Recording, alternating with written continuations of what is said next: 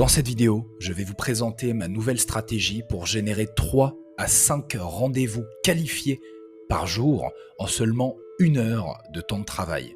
Alors, je sais que ça paraît être une affirmation audacieuse, mais avant toute chose, si vous ne me connaissez pas, je m'appelle Adèle Lucas, je n'ai rien à vous vendre, et entre l'année 2022 et 2023, j'ai généré un peu plus d'un demi-million d'euros de bénéfices avec mon agence Trinity.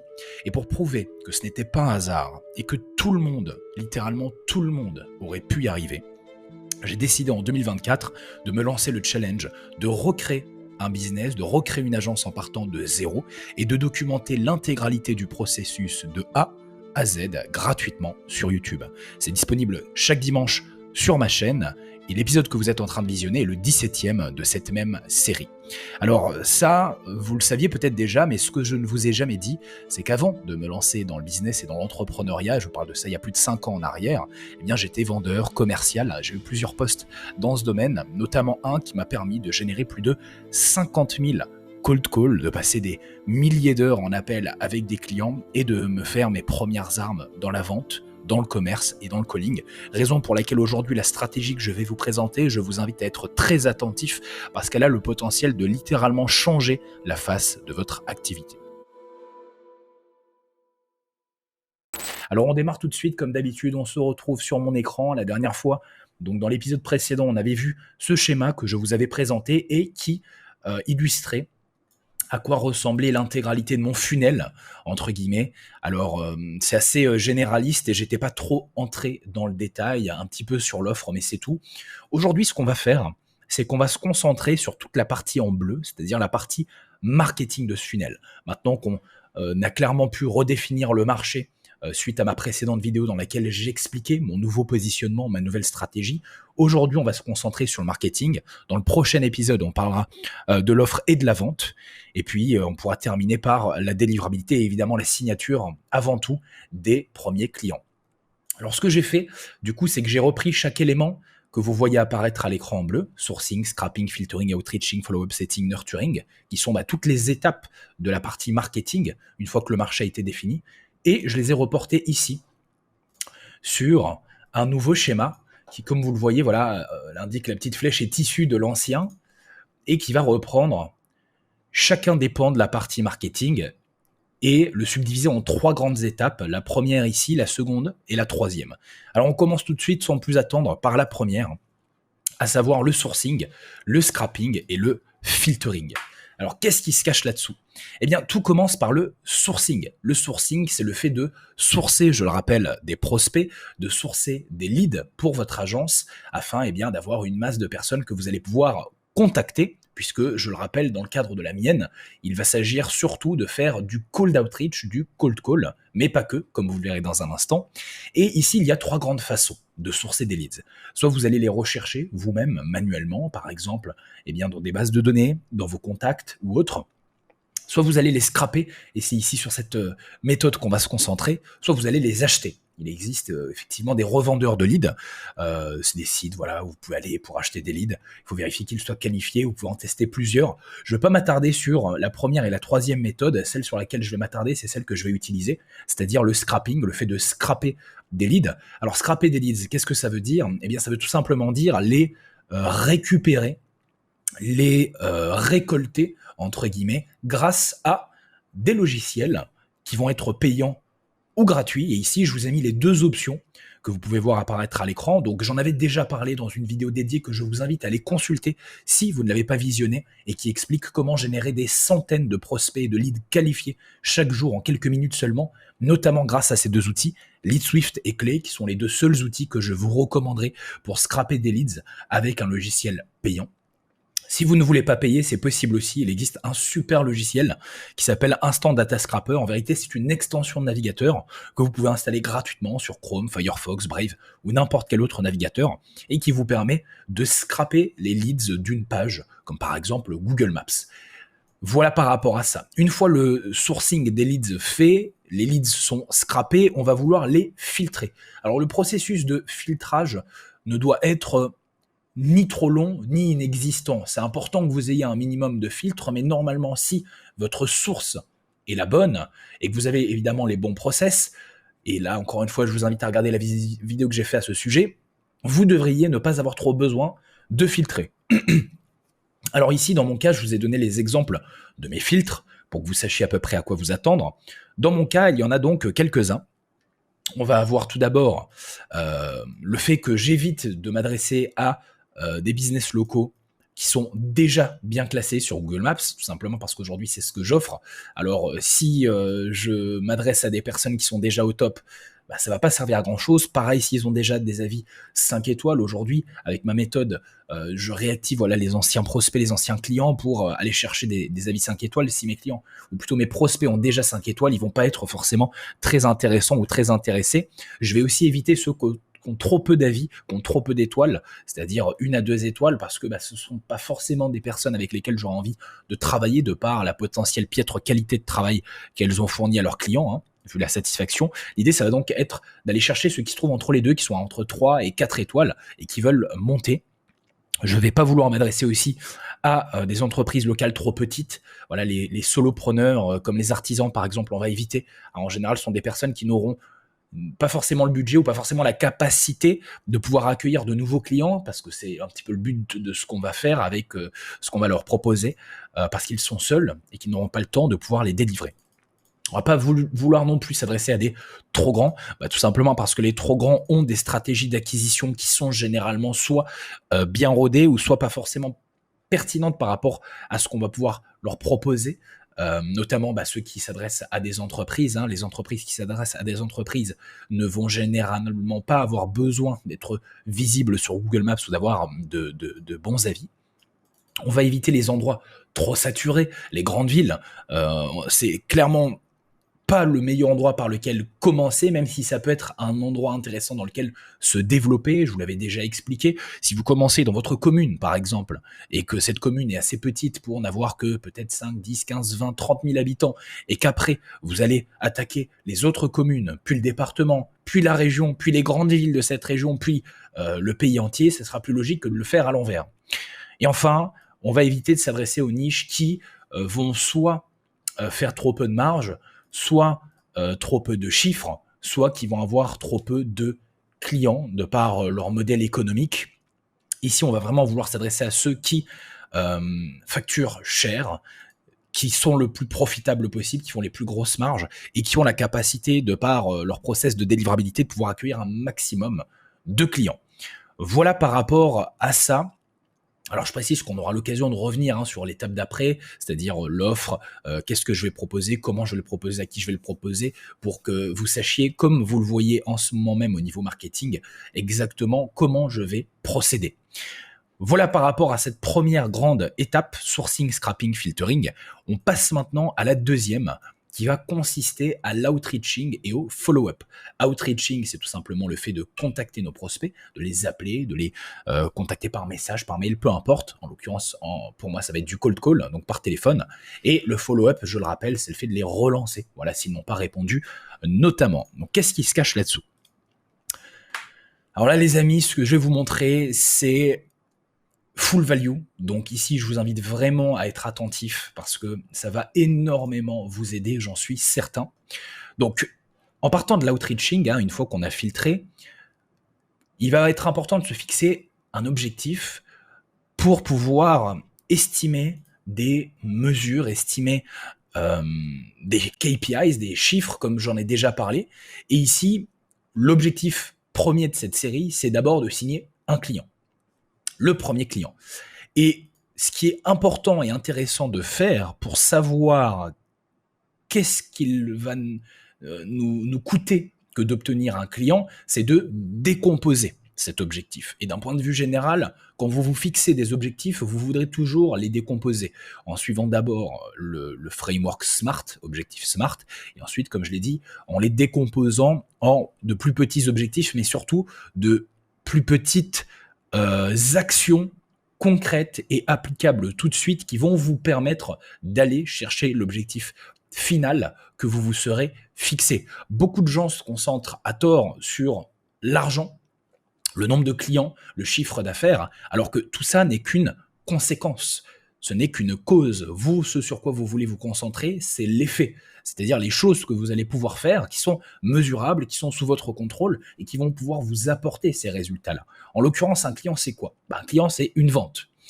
Une vente, dans mon cas, si je suis pessimiste, je me dis que je peux l'obtenir en ayant fait 4 rendez-vous. Voilà, j'ai 4 rendez-vous.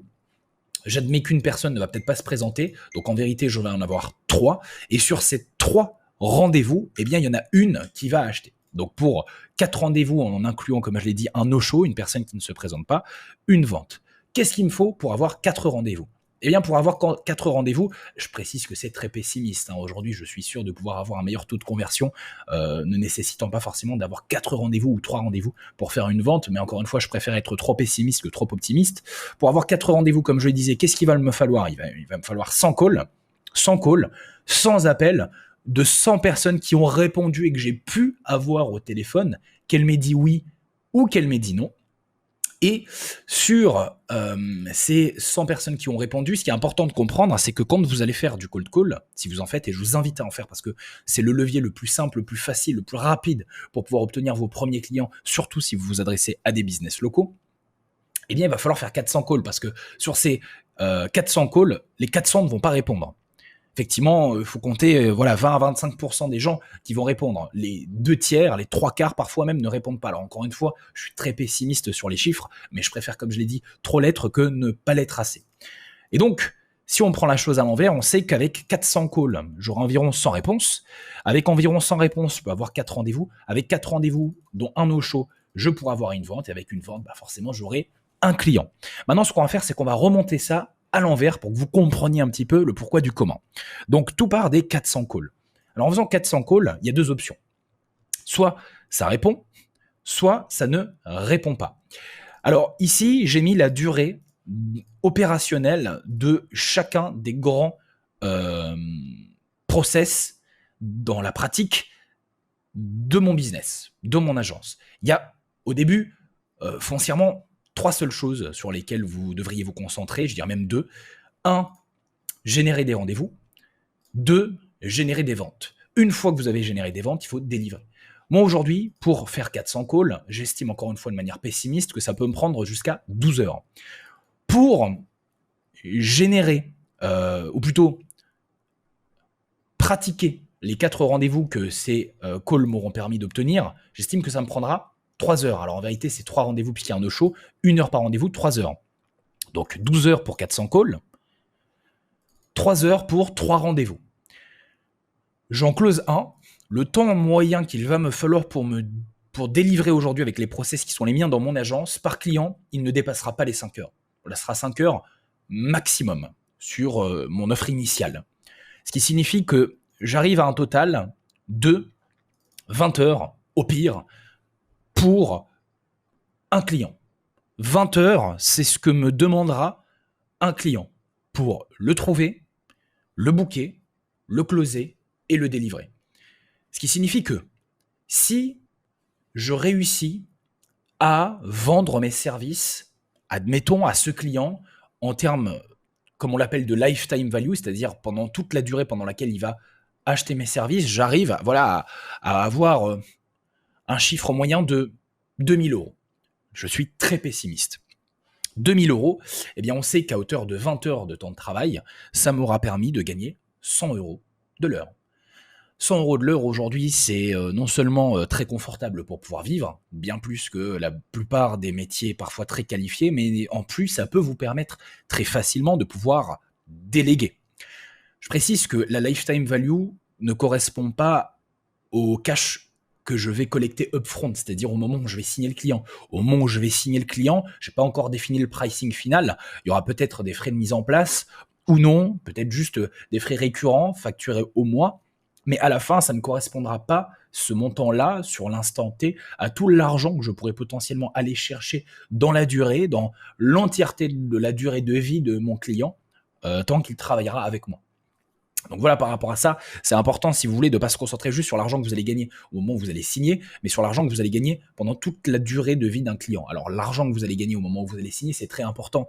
Aussi, en particulier, quand vous faites de la publicité, parce que à partir du moment où vous allez avoir un coût d'acquisition client autre qu'en temps, mais aussi en argent. Il va falloir vous assurer que ce soit non seulement rentable, mais surtout que ça ne vous coûte pas trop en trésor si jamais au début ça doit être négatif. Si par exemple vous devez dépenser 100 € pour obtenir un client et que à la signature il ne vous en rapporte peut-être pas suffisamment pour couvrir le coût. Alors je dis 100, si ça vous a coûté 1000 par exemple, le client vous a coûté 1000, mais que sur le moment il vous en rapporte que 500, et que le mois d'après il vous en rapporte 500, le mois d'après il vous en rapporte 500, bah vous savez que c'est qu'à partir du 3e mois que vous pourrez le rentabiliser, et le 2e mois vous serez break-even. Bref, je ne vais pas m'attarder là-dessus, je pense que vous avez compris. Du coup, 400 calls, 100 calls répondus. Alors déjà, si je fais 400 calls, il y a soit les gens qui répondent, soit les gens qui ne répondent pas. Alors si ça répond pas, j'y reviendrai, mais l'idée ça va être de relancer. Si ça répond, bah, c'est pas compliqué. À nouveau, il y a 2 scénarios. Soit les gens me disent oui, c'est-à-dire ils acceptent d'être bookés en rendez-vous. Dans ces cas-là, ça part sur un rendez-vous. Soit, comme je l'ai dit, ils ne répondent pas. Alors du coup, s'il n'y a pas de réponse, qu'est-ce qu'il faut faire ? La plupart des débutants qui font du cold call, qui font du cold outreach, quand il n'y a pas de réponse, ils ne relancent pas. C'est une terrible erreur. Vous avez passé des heures à sourcer, à scraper, à filtrer vos leads. Si ça ne répond pas, insistez. Ça sera beaucoup plus facile de convertir quelqu'un que vous aurez relancé que de convertir quelqu'un que vous venez de contacter. Pourquoi ? Parce que vous avez un historique, vous avez une trace de l'échange que vous avez eu avec et dont vous pouvez vous servir pour justifier le fait que vous le recontactez. Alors voilà ma stratégie de recontact, je vous invite à la copier-coller, c'est extrêmement puissant. D'abord en call, évidemment, je contacte et je recontacte en call, mais aussi en DM, si je le peux évidemment, ici ça sera principalement sur LinkedIn, et enfin par mail. Ici l'idée c'est de retenir qu'il y a 2 choses dans le follow-up. 1, vous voudrez follow-up plus, et 2, vous voulez follow-up différemment.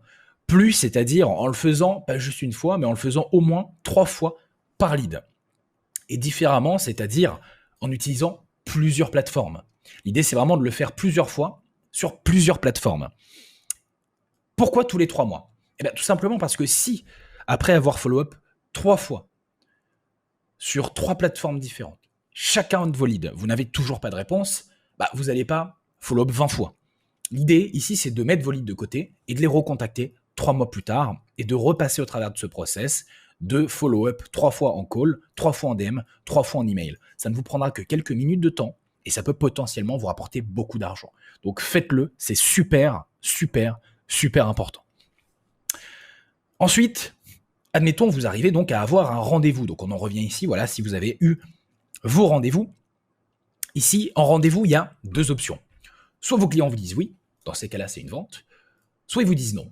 Et dans ces cas-là, ce qui est très important, et c'est aussi ce qui peut arriver quand vous relancez vos prospects et s'ils vous répondent et s'ils vous envoient chier, c'est de demander pourquoi. Parce que de cette façon, vous n'avez que 2 issues quand vous faites du cold outreach. Soit vous faites de l'argent, soit vous faites de l'expérience. Mais dans les 2 cas, vous ne perdez rien. Vous ne pouvez que gagner. Effectivement, si vous faites une vente, bah, vous avez réussi, vous gagnez de l'argent. Et si vous n'en faites pas, en demandant pourquoi, eh bien, vous pourrez vous améliorer. Si en demandant à votre prospect pourquoi il ne souhaite pas donner suite, il vous dit que c'est par rapport au prix, bah, vous savez que vous pourrez peut-être réussir à contourner ça en ajustant votre prix, en proposant peut-être un modèle de pricing ou des facilités de paiement pour rendre la chose plus attractive. Et là, peut-être votre prospect vous dira oui. Et si c'est pas le cas, c'est pas grave. Au moins, vous aurez appris. Mais dans tous les cas, c'est très important que vous ne considériez jamais ce que vous faites comme un échec. Vous allez vous prendre énormément de rejets. Il faut que vous y soyez préparé. La majeure partie des gens que vous allez avoir en appel, pour ceux qui vont répondre, vont vous dire non. C'est pas grave. Vous n'avez pas besoin que tout le monde vous dise oui. Vous n'avez même pas besoin que la moitié des gens vous disent oui. Il vous suffit d'un seul oui sur 100 appels passés pour potentiellement changer votre vie. Et s'il faut faire des centaines d'appels pendant plusieurs semaines pour avoir un oui parce que vous débutez et que vous n'êtes pas forcément doué, c'est pas grave. Dites-vous que la courbe est exponentielle, qu'au début ça va peut-être être long, au début ça va peut-être prendre du temps, mais à la fin, si vous ne persévérez, si vous n'abandonnez pas, vous aurez forcément des résultats. Donc voilà par rapport à ça, voilà par rapport à la stratégie d'outreach et voilà par rapport à la stratégie de follow-up.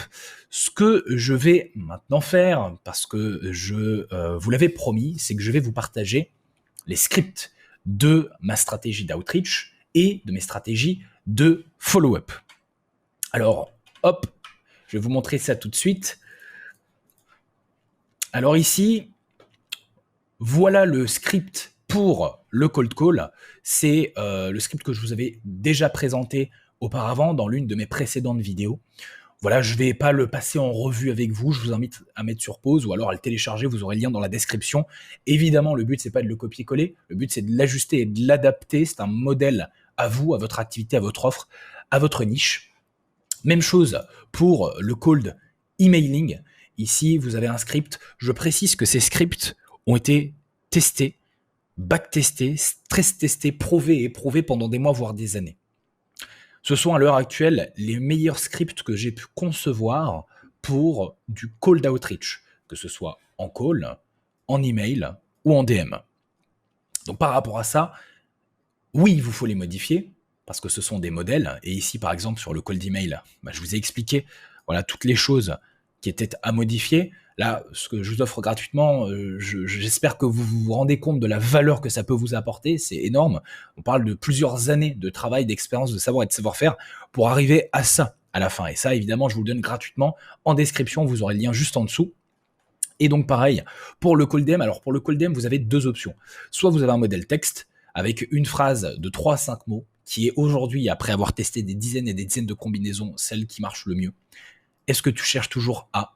Et ici, vous avez quelques exemples. Acheter une maison, obtenir plus de leads, gagner en tour de bras, ouvrir une boutique e-commerce, créer une chaîne YouTube, adapté évidemment à ce que vous proposez. Ici, pas d'image, pas de fioriture, pas de lien, juste une question, rien d'autre. Le but, c'est de créer un échange, une interaction, parce que avant tout, ça part de là, un outreach. Le but, c'est d'échanger, de discuter, pas de vendre ou de proposer. Et le deuxième modèle, c'est un modèle en vidéo que je vais vous montrer, qui était utilisé par l'un de mes setters sur l'agence Trinity dans le Web3. Et vous allez voir ici, c'est extrêmement puissante qui consiste, alors là, ce que je vous partage, c'est de l'exclusif. Hein. Franchement, je sais qu'il y en a qui vont pas être contents que je vous partage ça, mais c'est pas grave. Au moins, ça vous apporte énormément de valeur. L'idée, en fait, c'était tout simplement de commencer en filmant. Donc, c'est un call DM vidéo. Voilà, c'est quelque chose qui se fait très peu. Généralement, 90% des gens font par message texte. Il y a, je dirais, 7 à 8%, voire 9% des gens qui le font en audio. Et le 1 à 2% des gens restants, ça va être en vidéo. Et donc, en vidéo, il y a tout un process extrêmement important à suivre. Le premier, c'est que la première image qu'on voit à l'écran, ce soit le profil de la personne que vous contactez, que ce soit Instagram, LinkedIn ou même le site web. Pourquoi? Parce que c'est ce qui va apparaître dans la miniature. Donc la personne, avant même de savoir qui vous êtes et pourquoi vous la contactez, la première chose qu'elle va voir, c'est son profil. Donc autant vous dire que le hook, il est là. Là, vous avez capté son attention. Donc forcément, qu'est-ce qui se passe? Elle va cliquer. Alors, je ne sais pas si vous allez avoir le son, mais le setter se présente.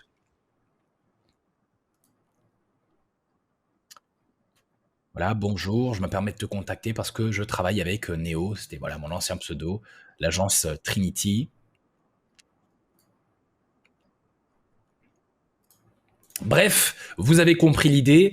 Et dans ce script en vidéo que je vous mettrai évidemment encore une fois en dessous, l'objectif c'est de questionner à nouveau votre prospect sur sa situation. Ici, le processus de sourcing consistait à trouver des prospects sur Instagram qui suivaient ou étaient abonnés à des pages liées à ce que je faisais, c'est-à-dire Web3 NFT, de telle sorte à ce que je m'assure qu'ils soient un minimum qualifiés, voilà, dans le processus de filtering.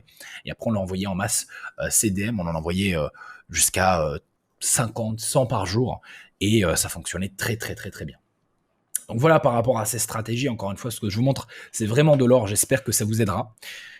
Ce qui m'amène à la troisième et à la dernière étape, à savoir le setting et la prise de rendez-vous et le nurturing, c'est-à-dire le fait de chauffer vos prospects avant, pendant et après la prise de rendez-vous, de telle sorte à ce que vous maximisiez les chances que, un, ils s'y présentent et que, deux, ils achètent à la fin. Alors voilà comment ça se présente. Donc ici, une fois que le rendez-vous est posé, donc on arrive à la partie setting et la première étape, donc, c'est de prendre le rendez-vous.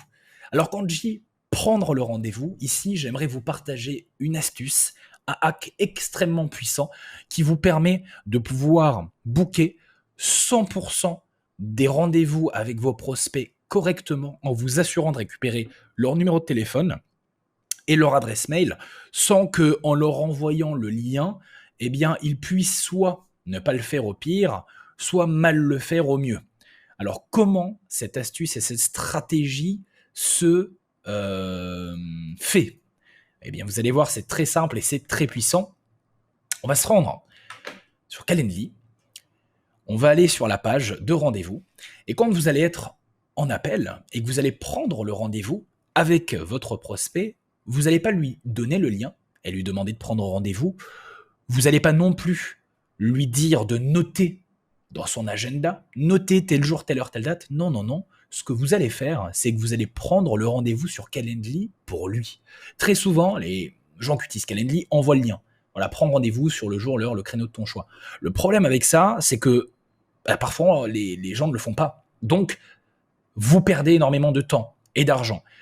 À l'inverse, si vous dites juste à votre prospect, notez-le dans votre agenda, c'est toujours bien de le dire qu'ils notent bien dans leur agenda, eh bien, vous ne bénéficiez pas de la force de cette stratégie qui, comme je l'ai dit, consiste à choisir le jour et l'heure en la confirmant bien sûr au téléphone avec votre prospect et lui demander en live son nom, son adresse mail, son numéro de téléphone, de telle sorte à ce que, grâce à ça, vous puissiez confirmer l'événement, qu'il reçoive une séquence de mails et de SMS qui vont confirmer plusieurs fois jusqu'au moment où aura lieu le rendez-vous lui-même.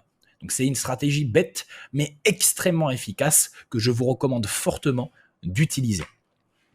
Ensuite, comme j'en ai parlé, il y a les automatisations.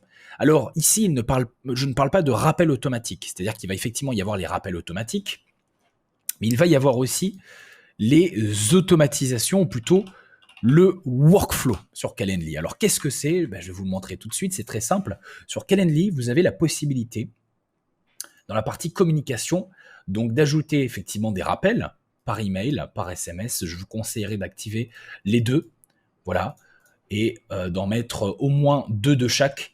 Pour les SMS, je mets 24 heures avant et 4 heures avant. Pour les mails, 48 heures avant, 24 heures avant, 4 heures avant. Comme ça, on est sûr que le prospect n'oublie pas. Donc, c'est ce que vous voyez apparaître ici, rappel auto. Alors, petite parenthèse, quand je marque avec preuve pour les rappels auto, c'est parce que vous voudrez, et je ne l'ai pas encore fait, que dans le sujet du rappel, vous personnalisiez au maximum en ajoutant évidemment tous les éléments de base dont on va avoir besoin. Dans le corps aussi, mais que surtout dans le corps, vous ajoutiez des preuves, vous ajoutiez des études de cas, vous ajoutiez des chiffres.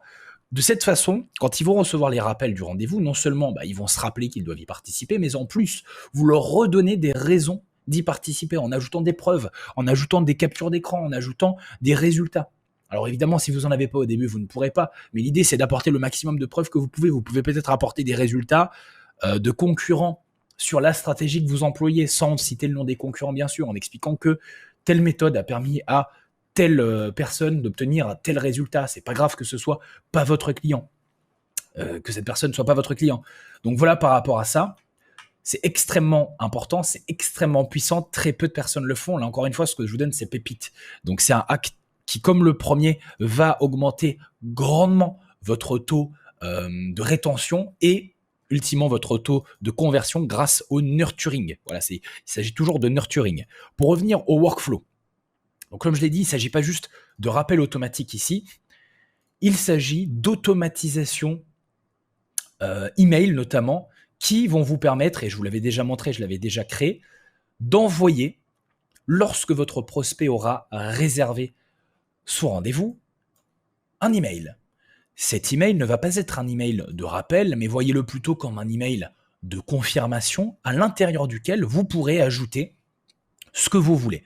Dans mon cas, et c'est ce que je vous recommande, j'offre un lead magnet. Je vous en ai déjà parlé. Le but du lead magnet, et j'y reviendrai, c'est de faire office d'aimant à lead, donc d'aimant à prospect, lead magnet, de telle sorte à ce qu'ils puissent bénéficier d'un cadeau qui leur permettra d'une part d'augmenter la confiance qu'ils ont envers vous. On est toujours dans du nurturing. Et ce qui permettra d'autre part d'augmenter le taux de rétention et ultimement de conversion. Parce que vous l'aurez grâce à ça apporté énormément de valeur. Je rappelle la définition d'un lead magnet. Un lead magnet, c'est une solution complète à un problème précis que vous offrez gratuitement ou pour quelques euros seulement. Ici, en l'occurrence, c'est gratuit et le mien que je n'ai pas mise à jour, c'était une vidéo explicative sur la loi DMA, une loi qui concerne Google, notamment Google Maps, et c'est à peu près le même que je vais refaire, mais en prenant cette loi sous un autre angle, et j'aurai l'occasion de vous en reparler dans la prochaine vidéo. Et à ça, j'ajouterai un autre lead magnet, et je vous en parlerai aussi. Ce que vous devez retenir avec les workflows, c'est que c'est un moyen extrêmement puissant et très peu utilisé sur Calendly, comme les deux stratégies que je viens de vous partager juste avant, de pouvoir, encore une fois, optimiser le taux de rétention, optimiser le taux de conversion et apporter toujours plus de valeur à vos prospects pour qu'ils vous apportent et vous confèrent toujours plus de confiance. Voilà par rapport à ça. Ici, vous avez toujours la même chose, le sujet, le corps, et après vous personnalisez en définissant quand est-ce que ça s'envoie. Voilà, c'est le principe d'un workflow. Vous avez toutes les étapes ici. Je ne vais pas m'attarder là-dessus. Si vous voulez en savoir plus, j'ai aussi fait une vidéo à ce sujet où je partage les 3 stratégies peu connues qui m'ont permis de multiplier par 7 le taux de conversion de mes rendez-vous. Voilà par rapport à ça. Ceci étant dit, on conclut donc avec le lead magnet. Je vous en ai parlé et c'est pas le sujet de cette vidéo. Le sujet de cette vidéo, c'est le marketing. Et même si le lead magnet est la dernière étape qui va en faire partie avant l'appel de vente, quand on va passer à la vente avec l'énonciation de l'offre, le pitch et le closing évidemment, il y a quand même les définitions du lead magnet que je voulais vous partager et qui sont que, au-delà de ce que je viens de vous dire, ce qu'est un lead magnet, voilà, une solution complète à un problème précis que vous offrez gratuitement ou pour pas cher, il y a 3 types de lead magnets. Les lead magnets qui vont révéler un problème, par exemple les audits. Vous allez montrer quelque chose, que ce soit en direct ou non, sur par exemple le site de votre client, expliquant qu'il y a un problème, que s'ils vont résoudre, ça va leur permettre d'obtenir X, Y, Z. Voilà, c'est un bon lead magnet à offrir, révéler un problème avec un audit par exemple. Il y a l'échantillon, ou l'essai, ça peut être d'offrir 30 jours ou 15 jours ou une semaine gratuite de vos services pour qu'ils puissent avoir un aperçu sans dépenser un seul euro. C'est l'un des 3 types du lead magnet. Et le troisième et dernier type de lead magnet, c'est quand vous avez un produit, un service en plusieurs étapes, d'offrir la première. Par exemple, si votre produit, c'est de créer un site web optimiser SEO pour permettre à vos clients de ressortir premiers sur les mots-clés qu'ils auront sélectionnés sur Google, eh bien, vous allez peut-être vouloir offrir le site web. C'est un super lead magnet. Peu de gens le font, mais je vous garantis que si vous le faites, et vous pouvez le faire assez facilement, assez rapidement avec les CMS qu'on a aujourd'hui, vous apporterez énormément de valeur à vos clients. Et après, vous pourrez justifier le fait de leur vendre ce qui arrivera derrière en leur disant c'est cool, vous avez un site, mais personne ne le connaît, personne ne viendra dessus si vous n'amenez pas de trafic. Et là, le SEO apparaît. Comprenez que le lead magnet, c'est un petit peu comme quand vous allez au restaurant, je vous l'avais déjà dit, j'en avais déjà parlé, les cacahuètes que les bons restaurateurs vont vous offrir au moment où vous arrivez, de telle sorte à ce que vous soyez tout de suite plongé dans une dynamique de réciprocité. On vous a offert quelque chose, donc vous serez plus enclin à offrir quelque chose en retour. Et vu que les cacahuètes vous auront donné soif, eh bien, lorsque le serveur arrivera pour vous proposer une boisson rafraîchissante, vous aurez de bien plus grandes chances d'accepter que si il n'y avait pas eu de cacahuètes. Vous avez compris l'idée, c'est peut-être pas le meilleur exemple, mais je pense que c'est un bon exemple quand même. Ensuite, il y a 4 façons de délivrer un lead magnet. 3 types et 4 façons de le délivrer. La première façon, c'est un logiciel. Donc soit ça va être l'accès à un SaaS, par exemple gratuit pendant 30 jours, ça peut être l'accès à un fichier Excel avec des formules complexes, je mets ça dans la catégorie logiciel. Bref, ça peut être un logiciel. Ça peut également être une information, c'est ce qui se fait le plus aujourd'hui, que ce soit une vidéo, comme je l'ai fait avec mon lead magnet, un PDF, comme je compte le faire en plus de la vidéo avec mon lead magnet, ou comme tout autre support d'information que vous pourriez délivrer comme lead magnet à vos clients. Ça peut également être un service, je l'ai dit, par exemple un site web offert, ou même un produit physique directement. Et donc, l'idée, c'est de trouver la bonne combinaison entre le type de lead magnet et le type de livraison de ce lead magnet pour vos clients, de telle sorte à ce que vous ayez le lead magnet optimal à leur proposer avant de les closer. De cette façon, encore une fois, vous maximiserez grandement votre taux de rétention et votre taux de conversion. Prenez le temps de le faire et de le faire correctement. Je vous invite encore une fois à regarder ma vidéo à ce sujet. Sinon, Dans le prochain épisode, on va en parler. Donc ne vous inquiétez absolument pas pour ça. Aujourd'hui, la plupart ne le font pas. Ça fait partie du business. Si vous ne faites pas ce genre de choses, eh bien vous minimiserez vos résultats, voire vous n'en aurez pas. Donc faites les choses et faites les choses correctement, surtout si vous débutez. Voilà par rapport à ça. Vous connaissez maintenant toutes les grandes étapes de la partie marketing. Alors, je précise quelque chose de très important, c'est que dans le prochain épisode, on va voir ensemble quels vont être mes lead magnets, puisque c'est la dernière partie sur laquelle je ne me suis pas trop attardé, que je ne vous ai pas trop montré, comparativement au reste, en vous montrant les scripts, le calendrier, etc., etc. Je vais également vous expliquer plus en avant mon offre, même si je l'ai déjà bien fait dans la précédente vidéo. Je vais également vous montrer mes scripts, puisque cette offre, il va falloir l'énoncer en appel de vente. Pour vendre, vous aurez mes scripts de vente, et évidemment, vous les aurez gratuitement, comme les scripts d'Outreach aujourd'hui. Vous n'avez pas besoin de mes scripts de vente maintenant, raison pour laquelle je ne vous les ai pas donnés. Aujourd'hui, vous aurez avant tout besoin des scripts d'Outreach, parce que je pense que vous en êtes au moment où vous allez vouloir outreacher, si vous regardez cette vidéo. Et donc, à ce moment-là, dans la prochaine vidéo qui sortira donc dimanche prochain, on passera au travers de toutes les étapes liées à la vente, avec, comme je l'ai dit, le lead magnet qui sera entre le marketing et la vente, l'offre, les scripts et le closing, pour pouvoir, à la suite de quoi, enfin retourner sur le marché et cette fois y rester jusqu'à ce qu'on ait signé nos premiers clients. Énormément de valeur dans cette vidéo qui, j'espère, vous aura plu. N'hésitez pas à me le faire savoir en me laissant un commentaire. Si jamais c'est le cas, ça me fera toujours grand plaisir et ça m'aidera au niveau de l'algo. Je vous remercie de l'avoir regardé jusqu'au bout. La prochaine fois, dans le prochain épisode, comme on l'a dit, on va voir tout ce qui touche à la vente. Énormément de valeur à vous apporter aussi à ce moment-là. Donc le prochain rendez-vous, c'est dimanche prochain. Et comme d'habitude, d'ici là, prenez soin de vous.